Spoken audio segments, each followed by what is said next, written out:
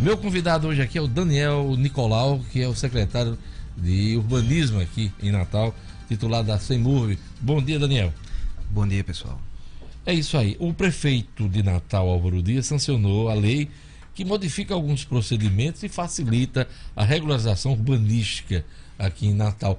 O que é que muda essa lei? Bom, a regularização urbanística, ela na verdade existe desde 97. A questão é que a legislação ela já estava um pouco atrasada. Defasada. Exatamente. Né? E ela trazia algumas situações que impediam, por exemplo, vários imóveis da região oeste, da região norte, de requererem regularização. Por quê? Porque um dos principais entraves, por exemplo, é porque se o proprietário tivesse sob qualquer tipo de processo administrativo, ele não poderia regularizar. Ocorre que, frequentemente, esse processo administrativo ele não tinha como fato gerador sequer a obra. Então, mesmo não sendo a obra, o proprietário ficava impedido. E essa nova legislação, por exemplo, ela traz regras de majoração ou de descontos para aquelas pessoas que tentaram conduzir da forma mais correta ou daquelas que realmente erraram conscientes de que estavam errando. Outra situação que o proprietário estava impedido de regularizar é a questão do próprio imóvel, na questão do acabamento e na questão também de recurso do próprio imóvel, né? Explica pra gente. Perfeitamente. Uma das situações que faz com que esse número de imóveis irregulares seja tão grande é a quantidade de prescrições que existem que a maioria das pessoas desconhece. Por não contratar um profissional habilitado, acabam fazendo reformas, fechando aquela parte de jardim da casa, que a gente chama área permeável, e aumentando a ocupação do imóvel. Então, aquelas pessoas, por exemplo, que puxaram a garagem para frente da rua, né? Isso aí é uma área que deveria ter sido deixada de recuo. Então essa área ela é regularizável. Algumas situações onde o imóvel colado no outro, colado no muro, né? Em alguns bairros sim, porque na verdade Natal tem uma regra geral e algumas áreas com maior fragilidade ou menor tem regras mais específicas. Então tem áreas onde você tem também problemas mais acentuados com recuo, com taxas de ocupação. Então são vários itens que o proprietário às vezes desconhece e acaba por tornar o imóvel irregular. Por exemplo, no acabamento, o camarada vai lá aplicar um revestimento, instalar peças sanitárias, bancadas e até a parte elétrica, né, Daniel? Tudo isso pode influenciar numa inconformidade para a regularização do imóvel, né? Numa inconformidade, sim. Para essa lei específica, na verdade, nós estamos nos atendo mais a questões construtivas mais significativas. Ou a ocupação de recursos frontais, por exemplo, taxas de ocupação, gabarito, coeficiente de aproveitamento, em áreas onde não cria incomodidade. Modificações internas, elas deixam a legislação, a documentação do imóvel desatualizada e também complicam o financiamento. Que a grande vantagem de você ter seu imóvel regular e de você ter o seu título de propriedade atualizado é a possibilidade de você conseguir jogar esse imóvel no mercado, caso você tenha necessidade ou vontade, e ter acesso, por exemplo, a financiamento. Você vai fazer uma reforma, você tem acesso a juros mais baratos para reformar o seu imóvel. Você vai fazer uma venda, você pode usar uma instituição financeira como intermediário, dando maior segurança à transação. E isso sem falar numa situação de herança, né? Aquele camarada é dono de um imóvel, a família mora há muito tempo, aí vem o falecimento, os herdeiros não tem nem como negociar esse imóvel, né? Precisa regularizar antes para poder, enfim, dar sequência. Às vezes não conseguem nem fazer o formal de partilha, porque dependendo de quem seja o interveniente, ele vai ter que conferir se aquele imóvel ele está regular ou não. Até para poder quantificar, né, valorar e fazer a divisão prevista, né, em caso de herança. Então essas são situações também que necessitam de regularização. Daniel, me impressiona a estimativa de 70% dos imóveis de Natal estarem em situação irregular. Quais as áreas? Todas elas, né? Todas elas. Na verdade, o que ocorre, as pessoas muitas vezes, mesmo aquelas que tiram um alvará e depois tiram um habite-se ao fim da obra, às vezes elas fazem pequenas modificações que para o cotidiano individual podem parecer menores, mas que para um contexto geral de cidade, de planejamento macro, são significativas, como por exemplo aquelas pessoas que suprimem um jardim sem deixar aqueles 20% do terreno de área permeável.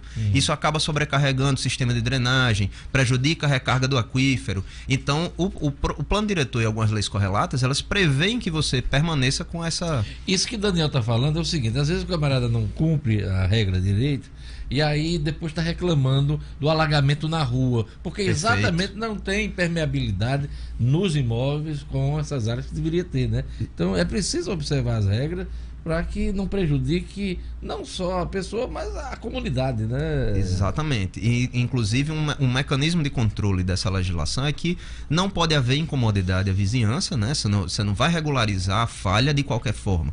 Você tem que verificar se aquela falha ela não traz algum transtorno para o imóvel, para as imediações do imóvel. E, principalmente, não se regulariza crime ambiental.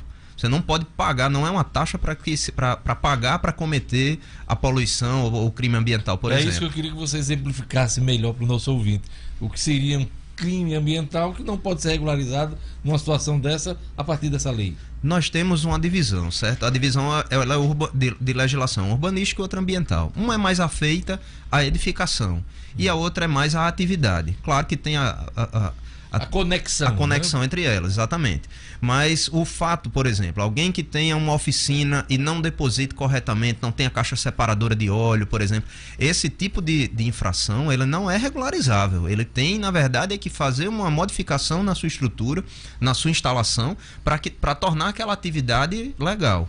Então, assim, a lei não abarca isso. Agora, as construções, por exemplo, se essa mesma oficina estiver ocupando um recuo frontal, pode ser que ela se enquadre e que nós consigamos fazer a legalização do documento formal do imóvel. Daniel, além dessa questão mais técnica, mais ambiental, tem a questão financeira. Muitas famílias deixam de regularizar seus imóveis por conta do custo do cartório, por conta do imposto predial que precisa pagar nesse processo de regularização. A prefeitura, com os demais setores, tem avançado nisso para tentar... Tem sim. A legislação, essa legislação, ela atualizou inclusive algumas alíquotas e prevê nela uma tabela, por exemplo, de correção por faixa de renda. Então, aqueles bairros onde a faixa de renda é mais baixa, tem um desconto para regularizar. Tem situações de áreas de interesse social onde vai chegar a ser gratuita a regularização. Então... Quer dizer, ela pode ser de gratuita até um desconto considerável. Exatamente. Né? Porque, na verdade, a intenção da Prefeitura e da CEMURB em especial, já há algum tempo, é criar uma atmosfera de legislações mais flexíveis, tanto do ponto de vista social, como do ponto de vista de desenvolvimento econômico. Então, essa legislação, ela, na verdade, faz parte de um pacote que estamos lançando para tentar alavancar o desenvolvimento da cidade. Eu tenho aqui anotado as facilidades previstas na lei, prevêem, né, parcelamento em até 24 meses, né, descontos de até 40%, e em alguns casos específicos, como você bem falou, isenção, a gratuidade total do pagamento da taxa, né? Você tocou no assunto, mas é bom lembrar, muita gente deixa de regularizar o imóvel por falta de informação, né, Daniel? Com certeza. Tem algumas pessoas, na verdade, que não percebem, não se programam, que um dia vão precisar usar aquele imóvel, nem que seja para mudar para outro. Às vezes é um patrimônio, ele precisa ter liquidez, né? Ou seja, ele precisa, quando ele for jogado no mercado, ter velocidade de venda, por exemplo. E às vezes o que nós constantemente percebemos na CEMURB é que as pessoas deixam para a última hora e quando precisam do imóvel líquido, né? De imediato. E na verdade não fazem a programação porque existe uma burocracia necessária. Só para o nosso ouvinte ter ideia, um processo desse de regularização dura quantos meses, Daniel? Ele pode levar de 1 mês e meio a 6 meses. Aí depende muito da organização, da documentação, da qualidade do projeto. Um projeto bem instruído, nós já chegamos a dar residência, por exemplo, em 48 horas hoje. Hoje é uma realidade. Mas se tiver bronca, pode passar meses e até anos, né? Pode, com certeza. É importante contratar um profissional habilitado para poder fazer a boa instrução do processo. Pois é isso aí. Então, gostei daqui da entrevista do Daniel Nicolau, que é titular da CEMURB. Essa lei é a lei que já passou a vigorar depois da assinatura do prefeito Álvaro Dias. É a lei 4.930. Ela é de 97, né? A original é de 97. Original, né? E, na verdade, é uma lei complementar a esta aqui, né? Exatamente. É uma lei que revisa. A que foi assinada agora pelo Álvaro Dias, né? Que é o prefeito de Natal. É isso aí. Então, tente se informar. Existe algum setor da CEMURB encarregado só de prestar essas informações? O nosso atendimento está preparado lá para receber a demanda que vier da população. Então, pode procurar o atendimento que Você lembra do número, Daniel? Lá não, né? Não. De cabeça sim, de não, cabeça né? É mais complicado. Vai procurar CEMURB, tem um site da prefeitura, vai lá, clica em CEMURB e entre em contato para tentar regularizar os imóveis, né? Uma facilitação foi agora sancionada pelo prefeito Álvaro Dias. Obrigado, Daniel Nicolau, secretário da CEMURB, Secretaria de Meio Ambiente e Urbanismo de Natal. Eu é que agradeço. Obrigado a vocês. A todos um bom dia. Eu volto amanhã, hein, com o Jornal 96. Tem Copa do Mundo. Daqui a pouco tem jogo, hein? Pois é, Suécia e Coreia. Daqui a pouquinho. Tchau, até amanhã.